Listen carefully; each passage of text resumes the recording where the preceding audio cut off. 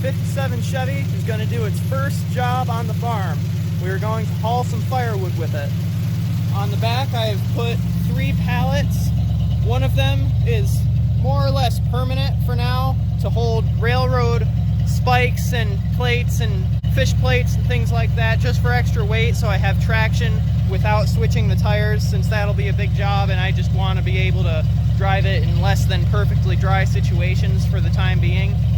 And then I have these 2 other pallets here to hold the firewood, and I'll put some firewood on top of that too, because it's totally supported by the metal pieces themselves as well. So let's get to it.